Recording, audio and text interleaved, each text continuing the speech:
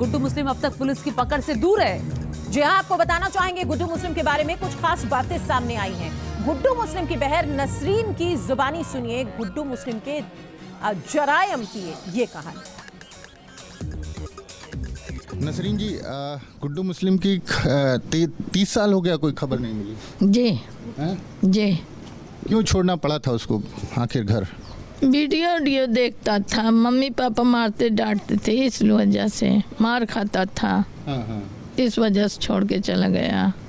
अच्छा, जब मार खा के घर, ये बताएं कि किस तरह की वीडियो जो होती है, जैसे बच्चे कार्टून देखते हैं? नहीं, पहले वीडियो गांव में नहीं लगती थी। अच्छा, पिक्चर लगती थी जो वीसीआर? हाँ, वीसीआर में उसको देखता था। वो देखने के लिए क्या घर से गायब हो जाता था? जी, काम पे से नहीं आता था, काम पे जाता था, फिर काम से रात में नहीं आता था। क्या काम करता था उस वक्त? मोटरसाइकिल के। मोटरसाइकिल बनाता, मैकेनिक था? जी। तो कई साल से मैकेनिक हो गया था वो? छोटे पेन से उसको रखा दिए थे।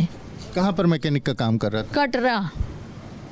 कटरा में मैकेनिक का काम कर रहा था और 13 साल की उम्र तक यहाँ पर रहा। और उसके बाद जब वो तमाम वीडियो देखने लगा, उसकी संगत खराब हो गई, तो उसके बाद से भाग गया वो। जी।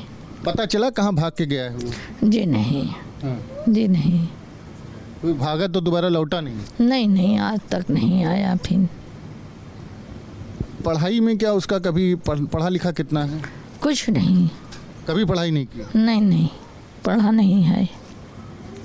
क्या अंगूठा छाप है? अंगूठा लगाता? जी। अब बाहर रह के पढ़ा हो तो नहीं बता सकते, घर के तो नहीं न पढ़ा।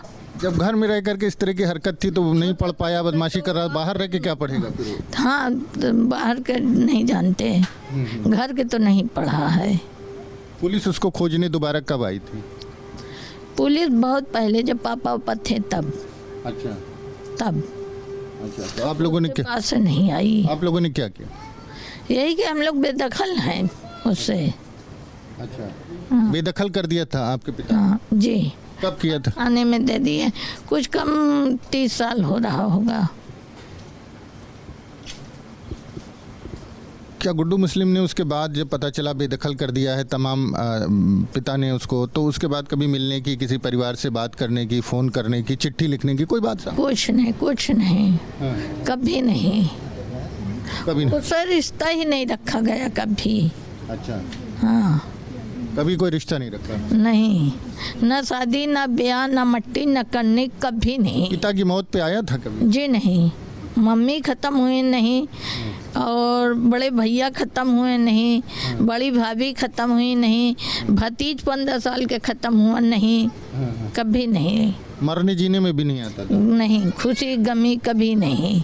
अच्छा, जब यहाँ आके इलाहाबाद में रहने लगा, अतीक के साथ काम करने लगा, तो कुछ खबर मिली होगी, कहीं शहर में दिखा होगा, किसी को परिचित ने बताया होगा कि गुड्डू मुस्लिम यहाँ पर है, अतीक गैंग में? सर, उससे कोई रिश्ता नहीं रखा। पूरे गांव के आदमी उसे मुंह मोड़ते हैं।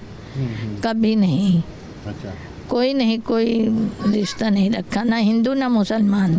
परवीन, तो आप लोग जब दोनों बहनें बैठती होंगी तो बात होती होगी ना कि हमारा भाई इतना बड़ा अपराधी निकल गया, इतने लोगों को उसने मार दिया, गोली चलाता है, बम चलाता है, बात होती होगी ना?